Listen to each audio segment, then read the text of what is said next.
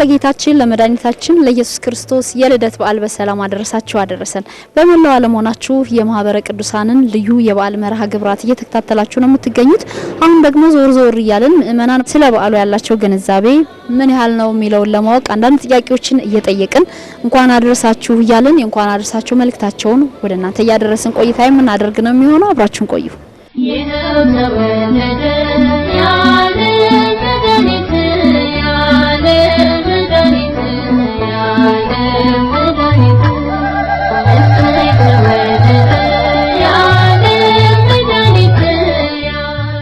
እንኳን አደረሰሽ። እንኳን አብሮ ደረሰን። ከየት ነው የመጣሽው? ከጣሊያን ሀገር ነው የመጣሁት።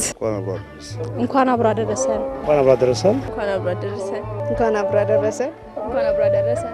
እንኳን አብሮ አደረሰን። እንኳን አብሮ አደረሰን። ሰባ ሰገል ማለት ነው።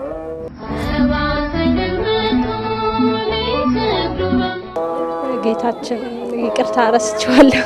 ሰባ ሰገል ማለት የጥበብ ሰዎች ማለት ነው። የጥበብ ሰዎች። ሰባ ሰገል ማለት የጥበብ ሰዎች ነው። የጥበብ ሰዎች መጡ። የጥበብ ሰዎች መጡ። አላቆም መዝሙሩ። የጥበብ ሰዎች መጡ። የጥበብ ሰዎች መጡ። ሰምተውት በዜና እያበራላቸው ኮከቡ እንደ ፋና። በድጋሚ እንኳን ለጌታችን ለመድኃኒታችን ለኢየሱስ ክርስቶስ የልደት በዓል በሰላም አደረሳችሁ። አንዳንድ ጥያቄዎችን ዞር እያልን ምእመናንን እየጠየቅን እንኳን አደረሳችሁ እያልን ነው የምንገኘው። ሰላምታ ይድረስሽ ድንግል እመቤቴ፣ ሰላምታ ይድረስሽ ለአምላክ ወገኖች መመኪያቸው የሆንሽ። ጌታችንና መድኃኒታችን ኢየሱስ ክርስቶስ ሲወለድ ለሱ መባ ሊያቀርቡ የሄዱት ሶስቱ ነገስታትም ይሏቸዋል እነሱ ናቸው። እነዛ በኮከብ ተመርተው የሄዱት ነገስታት ሰባ ሰገል ቃል ትርጉም ቀጥተኛ ትርጉም አላውቀው። አዋቂዎች ማለት ነው። የጥበብ ሰዎች መጡ። የጥበብ ሰዎች መጡ። ሰምተውት በዜና እያበራላቸው ኮከብ እንደ የጥበብ ሰዎች መጡ። የጥበብ ሰዎች መጡ።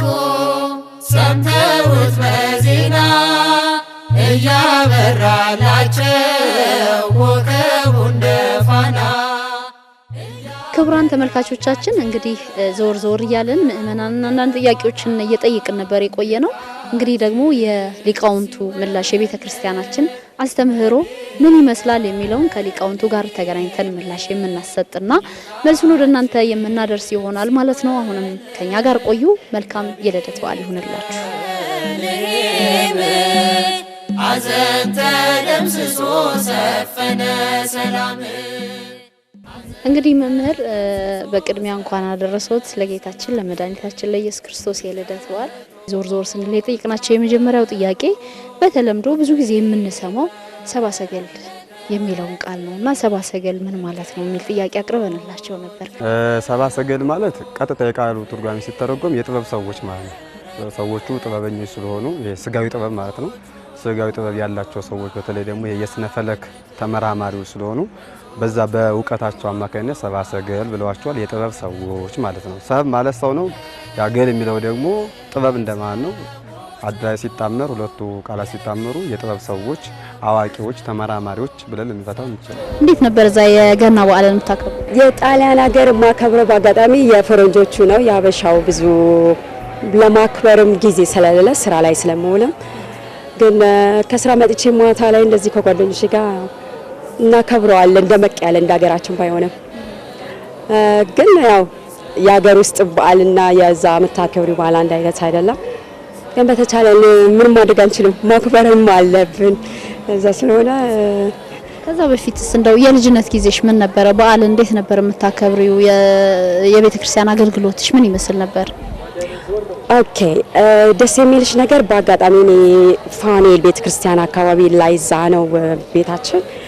እዛ የሰንበቴ ተማሪ ነኝ ከነሱ ጋር በአጋጣሚ በዓል ስናከብረው ራሱ እየደመቀ ነው። ቤተክርስቲያን ዛና መሻለን ራሱ ደስ የሚል ድምቅ ያለ በዓል ነው ማከብረው የነበረ ትውስታ ማለት ነው። አሁን ረጅም ዓመት ነው ለዛውም ወደ 20 ምናምን ወደ 21 ዓመት ሆኗል ስደት ከወጣሁኝ። ግን ለረጅም ዓመት 11 ዓመት ደግሞ ሳልመጣ ኢትዮጵያ ሆኖ ነው የመጣሁት ከ11 ዓመት በኋላ ማለት ነው። እና የልጅነቴ ትውስታ የሰንበቴ ተማሪ ነኝ። በዓሉ ደስ የሚል የደመቀ በቤተክርስቲያን ማሳለፈው የነበረ ጊዜ ምን ብዬ ልነግርሽ አልችልም። ልገልጻቸው ቃላቶች ያጥሩኛል። ሰምተውት በዜና እያበራላቸው ኮከቡ እንደ ፋና እያበራላቸው። የሰባ ሰገል ስማቸው የሶስቱንም አላውቀውም። አንድ ሜልኮ እኔ እንጃ። ሌላ ሄሪያቆስ የሰባ ሰገል ስሞች ታውቃሽ? ዘኪዮስ ስማቸውን እንኳን አላውቅም። ስማቸውን አላስታውስም። እንጃ ሶስት ንጉስ ናቸው አላውቃቸውም። ረስቻቸው ስማቸው አላውቅም፣ ግን አንዱ ኢትዮጵያዊ እንደሆነ አውቃለሁ። ሰባ ሰገል ስማቸውን አላውቅም። እነዚህ አጠቃላይ ስማቸው ሶስቱ ነገስታት በዲዳስፋ ሜሊኩና ማንቲስፋር ነው የሚባሉት። ከነዚህ መካከል አብዛኛው ከቃሉ ትርጉም ጋር ተነሳስቶ ወደ ግዕዙ የሚቀርበው ማን የሚለውን ሜሊኩን ኢትዮጵያዊ ያደርጉታል። መለከ ገዛ ብለው ያወጡና ከግዕዙ ሜሊኩ የኢትዮጵያዊ ነው ይሉታል። ዞሮ ብቻ ግን ዋናው የሚያስማማን ነገር ከኢትዮጵያ ነገስታት መካከል ወይ ደግሞ ኢትዮጵያ አንዷ ለጌታ ከገበሩ አገሮች መካከል አንዷ ናት የሚለው ሁሉንም ያስማማል። ስለዚህ ይሄ ነው ምላሹ ሊሆን የሚችለው። ሰባ ሰገል ጌታችን በተወለደ በስንተኛው ቀን ነው ሄደው ያዩት? አንድ ወር በሁለተኛው በሰባተኛ ቀኑ በማግስቱ በተወለደ በማግስቱ በተወለደ ጊዜ በሁለተኛው ዓመት በሁለት ሳይወለድ በፊት ከተወለደ 8ኛው ቀን ይሁን እንደዛ መሰለኝ። እዛው በቤተልሔም እያለ ይመስለኛል። እንደው ጊዜው መቼ ነው? ጌታችን ከተወለደ በስንተኛው ጊዜ ነው ሄደው ሰባ ሰገል ጌታችንን ያገኙት ብለን አንዳንድ ምእመናን ስንጠይቅ እንግዲህ ከመወለዱ በፊት ያሉን አሉ። ከተወለደ በማግስቱ የዕለት ሁለት ከ8 ወር በኋላ ከተገረዘ በኋላ በጣም በርካታ የተለያዩ መልሶች አሉና እንደ ቤተክርስቲያናችን አስተምህሮ ወቅቱ መቼ ነበር? በጣም ጥሩ። እንደ ሊቃውንት በትርጓሜያቸው ያስቀምጡት ነገር አለ። አሁን እኛ ቤተክርስቲያን አባቶቻችን ቀደምት ሊቃውንት ያስቀምጡልን ነው ልናውቅ የምንችለው ልናስብ የምንችለው። የጌታ መወለድ እንደ እንግዳ ደራሽ እንደ ውሃ ፈሳሽ ሆነ አይደለም። አስቀድሞ ትንቢት ተነግሮለታል፣ ሱባዔ ተቆጥሮለታል። እነዛም ሰዎች ጌታ እንደሚወለድ ምልክት ያዩ ነበር ወይም ደግሞ ሲጠብቁ ነበር። ስለዚህ መቼ መተው ገበሩለት የሚለው ግን አጭር ምላሽ ሊቃውንት ሁለት እይታ አስቀምጠዋል። አንደኛው ከመወለዱ አስቀድሞ ወይም ደግሞ ሊወለድ 2 ዓመት ሲቀረው ኮከቡ ታይቷቸው ጉዞ ጀምረው ልክ የተወለደለት ደርሰዋል ይላሉ። የተወለደለት ደርሰዋል ይላሉ። ይሄ አንደኛው እይታቸው ነው። ይሄኛውን እይታቸውን ግን በሌላ ያፈርሱታል። ያፈርሱታል ማለት ያቃኑታል። ምን ብለው ያቃኑታል? ላይ የተወለደለት ከሆነ የደረሱት ጌታ ሰባ ሰገል ከሄዱ በኋላ እመቤታችን ከሸኘቻቸው በኋላ መልአኩ ወደ ግብጽ ዮሴፍን ይዞ ሕፃኑን ይዞ እንዲሄድ ለዮሴፍ እንደነገረው ይነግራል ማቴዎስ ጸሐፊውና በዛ ምክንያት የ8 ቀን ቤተ ግዝረት መግባት በ40 ቀን ወደ ቤተ መቅደስ መውጣት እነዚህ ይቀራሉ። ስለሚቀሩ የልደት ዕለት የዕለት ዕለት አይደለም የደረሱት። እንግዲያውስ የተወለደለት የዕለት ዕለት ኮከቡ ታይቷቸው ጉዞ ጀምረው በሁለተኛው ዓመት ደርሰው ሰጥተውታል ይላል። ይሄን የሚያስማማ ማለት ነው። በተወለደ በሁለተኛው ዓመት ሄደው ሰጥተውታል። እንግዲያውስ እንዴት እዛ ቤተልሔም እንዴት አገኙ ከተባለ የታምራት የተደረገባቸው ቦታ ስለሆነች ቤተልሔም ቀርቦ በነ ዘሩባቤል ኋላም ጌታም ተወልዶባት ታምራት የተደረገባት ስለሆነ እመቤታችን በየዓመቱ እየወጣች እዛ በዓል ታከብር ነበር።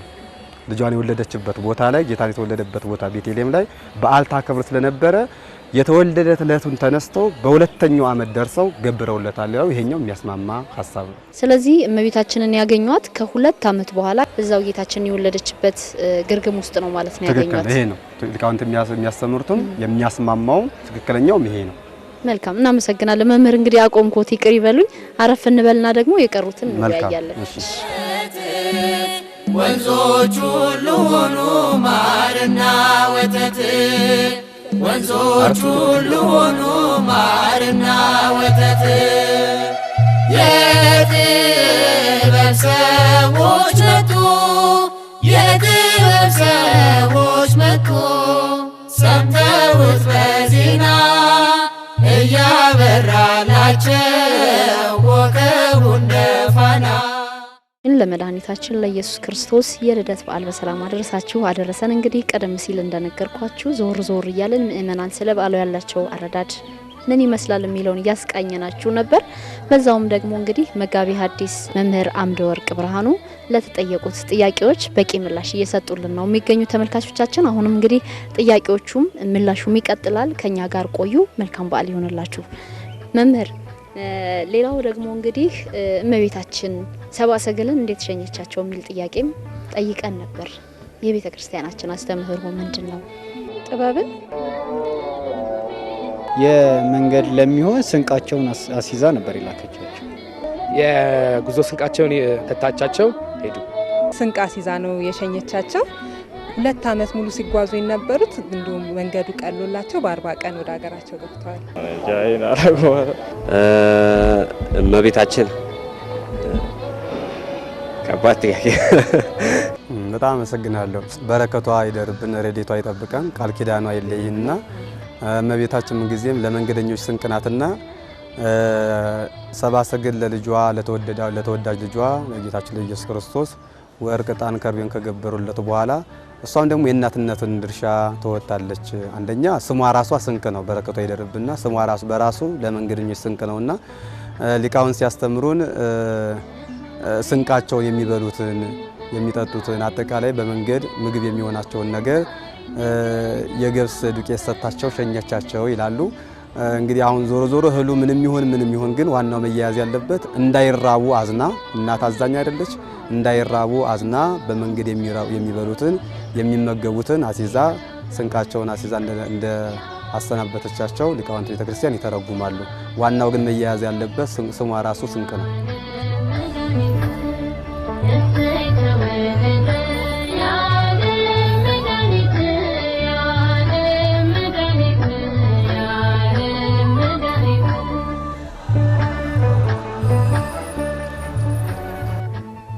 እናመሰግናለን መምህር። ሌላው ደግሞ እንደው ምእመናን የተሻለ ግንዛቤ እንዲኖራቸው ብለን የጠየቅናቸው እንቆቅልሽ የሚመስል እኔም አለኝ የሚል ጥያቄ አቅርበንላቸው ነበርና የኢሳይያስን መጽሐፍ ወደ ግሪክ ቋንቋ ስተረጉም ድንግል በድንግልና ጸንሳ በድንግልና ትወልዳለች የሚለውን ሴት ብዬ በመጻፌ ካንዴም 2 ጊዜ በሶስተኛው ግን ይህን የትንቢት ቃል ሳታይ አትሞትም ተብሎ ትንቢት የተነገረልኝ በመጨረሻም ደግሞ ሽምግልናዬ ወደ ጉልማሳነት የተቀየረልኝ ጌታና ቅፌ የሳምኩኝ እኔ ማን ነኝ የሚል ጥያቄ ለተመልካቾቻችን ጠይቀን ነበረ። ስምዖን አማኑኤል፣ ስምዖን አረጋኝ፣ ቅዱስ በርናባስ፣ ስምዖን ሽማግሌ ስምዖን ጌታችን እመቤታችን ይዛው ወደ ቤተ መቅደስ በ8ኛው ቀን ይዛው ስትሄድ ያቀፈው አረጋዊ ስምጻን በጣም ስምዖን አረጋዊ ነው። ስምዖን አረጋዊ አጠቃላይ ዓለምን ይወክላል ብዬ አምናለሁ። ስምዖን አረጋዊ የክርስቶስን መወለድ ተስፋ ሲያደርግ የነበረ በተጠየቀው መሰረትም ያችን ቃል ሲለዋውጥ መልአኩ ሳታያት ሞታትም ብሎ በተናገረው መሰረት የክርስቶስን መወለድ ተስፋ ሲያደርግ ኖሮ ባልጋ ላይ ተጣብቆ የኖረ እርጅና እጅግ ያደቀቀው ሰው ነው። ግን ኋላ የክርስቶስ መወለድ ከተወለደ በኋላ ወደ ቤተ መቅደስ ሲወጣ ክርስቶስ በዛ አግኝቶት ጌታን ሲታቀፈው ታድሷል ይላልና ያ የስምዖን መታደስ የዓለም መታደስ ነው። በኃጢአት ያረጀውን በጉስቁልና ያረጀውን ከእግዚአብሔር ተለይቶ ውድቀት ያገኘውን የኃጢአት አልጋ ላይ የተኛውን ማንነት ክርስቶስ ተወልዶ ልክ ስምዖንን ሲታቀፈው እንዳደሰው ከዚህ በኋላ አሰናብተኝ ይዚ የተሰሮ ለገብርከ ወይም ደግሞ ይዚ ሰአሮ ለገብርከ በሰላም ጊዜው ከማዘዝከ ማዳንን አይኔ አይተዋልና ተመልክተዋልና ከዛሬ ጀምሮ አሰናብተኝ ኃጢአት እንዳላይ ልሙት ማለቱ ነው። ሞትን ሲናፍቅ የነበረ ሰው ስለሆነ ማለት ነውና ይሄ ክርስቶስ ወደዚህ ዓለም ሲመጣ ሰው ሁሉ በኃጢአት ደቆ ነው ያገኘው። ሰው ሁሉ በበደል ደቆ ነው ያገኘውና ስምዖን አረጋዊ ነው ይሄን የተናገረው። ስምዖን አረጋዊ ሁላችንን የሚወክል ሰው ነው። ተወልደ ኢየሱስ ተወልደ ኢየሱስ ተወልደ ኢየሱስ አግዥኝ በእናትሽ ጉሮሮዬን ጉንፋን ይዞኝ አላውቅም። በጣሊያንኛ የሚዘመር ዘሙር የለም፣ የካቶሊኮች ናቸው አብዛኛው። እኔ ግን የምሄደው የግሪኮች ቤተክርስቲያን ውስጥ ነው፣ እዛ ነው የምሄደው። መዝሙሮቻቸው እንደዚህ የላቸውም እንደኛ እንዳበሻ ዘማሪ ምናምን ነገር ገባሽ ቅዳሴ አለ ቅዳሴው የነሱ ደንብና እንት ነው እንደ ኢትዮጵያ አይደለም ቅዳሴው ራሱ ነው በዱር የምኖር እንስሳ ነኝ በጣም ፈጣን ከሚባሉት መደባለው ጌታዬ ፈጣሪ በስጋ ማርያም መገለጡን በዱር ለሚኖሩ ፍጥረታት አብስር ያለው እኔ ማን ነኝ የሚል ነው መልሳቸውን በጣም የሚያስገርም ነበር እንግዲህ ካምበሳ ጀምሮ ፈጣን የተባሉት ሁሉ ተጠርተዋል እንደ ቤተክርስቲያናችን አስተምሮ ምላሹ ምንድነው አንበሳ ጥንቸልስ ሚዳቆ አህያ ሚዳቆ እርግብ አላውቃት በጣም ጥሩ ጥያቄ ነው መልሱ ሚዳቋ ናትና የክርስቶስ መወለድ በነገራችን ላይ አሁን ሊቃውንት ሚዳቋን ሲያነሱ እንዲያው ከእንስሳነቱ አንፃር ብቻ አይደለም ወይም ደግሞ ከፈጣንነቱ አንፃር ብቻ አይደለም ያነሷት ከክርስቶስ መወለድ ጋር አያይዘውታል የክርስቶስ መወለድ ለሁሉም ነው ለእንስሳቱም ለአራዊቱም ለአይዋፋቱም ለሰውም ለመላእክትም ጭምር ነው ለእንስሳት ከተባለ በአዳም ጥፋት ምክንያት እንስሳት ተጎድተዋል ልክ ሰባት ሰዶም ሰባት ካት ሰባት ግብጽ ሲጠፉ አብረው እንስሳት ጠፍተዋል የሃጡ ዳፋ ጻድቁን ያዳፋ አይደለም የሚባለው እና ለአንዱ ኃጢ የመጣው ሌላው ይተርፋልና በአዳም ምክንያት የመጣው በደል ምድር ስትረገም ይሄ ጥፋት ሲመጣ በምድር ላይ በሰው ጥፋት ምክንያት ጥፋት ማስ ሲመጣ እንስሳትን ይጎዳልና የጌታ መወለድ እንስሳትን ሁሉ አስደስቷቸዋል አንድ ይሄ ነው ሁለተኛው ግን ዋናው ቁም ነገር ምንድነው ጌታ ለሁሉም ፈጣሪ ነው ለሁሉም አምላክ ነውና ደስታዋን የገለጠችው ሚዳቋ ናት በሀገራችን በቋራ በኩል ቋርፍ ሲምስ ይላል አንድ ባህታዊ ትርጓሜያችን የውዳሴ ማርያም ላይ የሰኞ ውዳሴ ማርያም ላይ ብርሃን ላይ ሲተረጉሙ ሊቃውንቱ አንድ ባህታዊ ቋርፍ ሲቆፍር የልደት ዕለት ሚዳቋ በተራራ ላይ ሆና ዮም ተወልደ መድኃኔ ዓለም ዮም ተወልደ ቤዛ ኩሉ ዓለም ዮም ተወልደ ከሳቴ ብርሃን እያለች ሲዘላ ይቷታል እና ሄዶ ቀጥታ ስላልተረዳው ከመምሩ ዘንድ ሄዶ ነገረው እንዲህ ስትል ሰማዋት ሚዳቋ በሰው አንደበት እንደ ሰው ስትናገር ሰማዋት አለና ምን አለ መምሩ ሲመለስለት ሰው ሁሉ በመምጣት ፍጥረት ሁሉ በመወለድክ ከሰማያት ሰማያት ወርደክ በምድር ላይ በመገለጥክ ደስ ተሰኘ ደስ አለው ብሎ ሊቁ የተናገረው ይሄንን ነው ብሎ አድንቋል እና የክርስቶስ መወለድ ለሁሉም ነው መላእክት ሲወለድ እንዲወለድ ፈልገዋል ወይም ደግሞ ሲመኙ ኖረዋል በጠባብ ደረት በአጭር ቁመት ተወስኖ እንዲያዩት ይመኙ ነበር አዳም እንዲድንም ተስፋቸው ነበር ወይም ደግሞ ምኞታቸው ነበር እንደ ታላቅ ወንድም ሆነው ሲያዝኑ ስለነበርና ይሄንን ዘላ የክርስቶስ መወለድ ያበሰረችው ወይም ደግሞ የመሰከረችው ሚዳቋ ናት ከሰው ወገን አይደለም ለሰዎች ኑሮ መቅለል ዋና ሰራተኛ ነኝ በባህሪው ብርሃን የጎበኘኝ መውጣቱንም ቀድሜ ያየው ዙፋኑም ሆኜ የማውቅ እኔ ማን ነኝ አህያ አህያ ናት ምትሆን ድንግል ማርያም ናት አህያ እቺ ደግሞ የቤት እንስሳ ናት አህያ ናት ወይም ደግሞ በግዕዙ አድግ እንላታለን ኢሳይያስ ነው አስቀድሞ የተናገረው ኢሳይያስ ምዕራፍ 1 ላይ ይሄን እናገኘዋለን ጌታ በቤተልሔም በተወለደ ጊዜ እንስሳት አምስት ትንፋሳቸውን ገብረውለታል በጣም የሚደንቀው ነገር ጌታ በተወለደ ጊዜ ሰው ብቻ አይደለም ግብረ የገበረለት ሰው ብቻ አይደለም እጅ መንሻ የሰጠው አስቀድመን እንደተናገርነው የጌታ መወለድ ለዓለም ሁሉ ደስታ ነው ለእንስሳቱ ደስታ ነው ለማትናገረው ለምድር ደስታ ነው ለመላእክት ደስታ ስለሆነ ከደስታቸው ብዛት የተነሳ እንደገናም በተፈጥሮ አምላካቸው ነውና እስትንፋሳቸውን ገብረውለታል ያላቸው ማለት ነው ሰው ያለውን ከሰጠ ይጻድቃል አይደለም የሚባለውና ያላቸውን ገብረውለታል አህያ እስትንፋሷን ገብረላታል ጌታይቱ በተወለደበት ወር በኢየሩሳሌም ደግሞ በእስራኤል ሀገር ቁር ነው ወይም ደግሞ የብርድ ዘመን ነው የፀዓተ ክረምት ላይ ነው የተወለደው ስለዚህ ኃይለኛ ቁር ወይም ደግሞ ብርድ ስለነበረ ቅዝቃዜ አለ ስለሚቀዘቅዝ እንዳይቀዘቅዘው ህፃኑ እንዳይቀዘቅዘው እንዳይበርደው ብለው ሰማያሱ ራሱ ሳት የሆነን አምላክ እንዳይበርደው ብለው አህያ ላም አምስት ትንፋሳቸውን ገብረውለታልና ያቺ ሲወለድ አምስት ትንፋሷን የገበረችለት አህያ እንደገና ደግሞ በሆሳዕና ሰዓት ዙፋን ሆነለታለች ታምና ዝቅ ብላ ጌታዋን ተሸክማለች እና እንደ አህያ የከበረ ፍጡር የለም በነገር ወይም ደግሞ እንስሳ የለም በነገር ጌታ ለጌታ አምስት ትንፋሳን የገበረች ሲወለድ ባይኖ የተመለከተች መላእክት ሲያመሰግኑ ያየች የተመለከተች እንደገና ደግሞ ጌታን በሶስት በቤተ መቅደሱን ወደ ቤተ መቅደስ ሲገባ ሆሳዕና ባርያም እየተባለ እየተዘመረለት ሲገባ ዙፋን ሆነ ያገለገለች እንደ አህያ ከእንስሳት የከበረ ማንም የለም በእውነት ከጌታ ልደት ብዙ አመታት አስቀድሜ የነበርኩ ነብይ ነኝ ነገረ ልደቱን ገልጦልኝ አንቺ ኤፍራታ ክፍል ይሆንሽ ቤተልሔም ሆይ ከይሁዳ አገር መሳፍንት አታንሽም ወገኖች እስራኤልን የሚጠብቃቸው ንጉስ ካንቺ ይወጣልና በማለት ትንቢት ተናግሬያለሁ እኔ ማን ነኝ ሚካኤል ነብዩ ለኒንጃ ነብዩ ኢሳያስ ልበ አምላክ ነብዩ ቅዱስ ዳዊት ነብዩ ኢሳያስ ቅዱስ ዳዊት በረከቱ ይደረብንና ከደቂቀ ነቢያት አንዱ የሆነው ወይም ደግሞ ከ12ቱ ደቂቀ ነቢያት አንዱ የሆነው ስለ ቤተልሔም አምልቶ አስፍቶ ትንቢት የተናገረ ነብዩ ሚክያስ ነው። ለጊዜው በዛ በቤተልሔም ጫብላ ወይም ደግሞ ፈቶና አግኝቷት ሲመለከታት ትንቢት ተናግሯል። በጣም አዝኖ ማለት ለቦታው ለጊዜው አዝኖ ነው።